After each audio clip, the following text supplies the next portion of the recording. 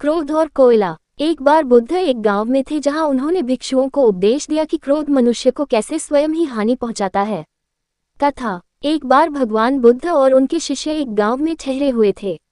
उस गांव में एक ऐसा व्यक्ति था जो बुद्ध की शिक्षाओं से बहुत ईर्ष्या करता था। वह बुद्ध को अपमानित करने का अवसर ढूंढता रहता था। एक दिन वह व्यक्ति बुद्ध के पास आया और बिना किसी कारण के उन्हें बहुत बुरा भला कहने लगा। उसने अनेक अपमानजनक शब्दों का प्रयोग किया। बुद्ध ने शांत भाव से उसकी बातों को सुना। उनके चेहरे पर कोई क्रोध या दुख का भाव नहीं था। वह व्यक्ति बोलते बोलते थक गया, लेकिन बुद्ध की शांति भंग नहीं हुई। जब वह चुप हो गया तो बुद्ध ने शांति से उससे पूछा, प्रिय मित्र, यदि कोई व्यक्ति किसी को उपहार दे और दूसरा उसे स्वीकार न करे तो वह उपहार किसका होता है?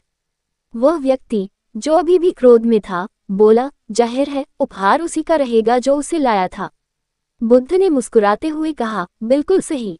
तुमने मुझे जो अपमान और अपशब्द दिए हैं वह एक उपहार है। मैंने इसे स्वीकार नहीं किया है, इसलिए यह उपहार तुम्हारे पास ही रह गया। अब तुम ही बताओ, इस अपमान को अपने पास रखने से किसकी हानि होगी? ये सुनकर वह व्यक्ति लज्जित हो गया। उसे अपनी गलती का एहसास हुआ और उसने बुद्ध के चरणों में गिरकर क्षमा मांगी।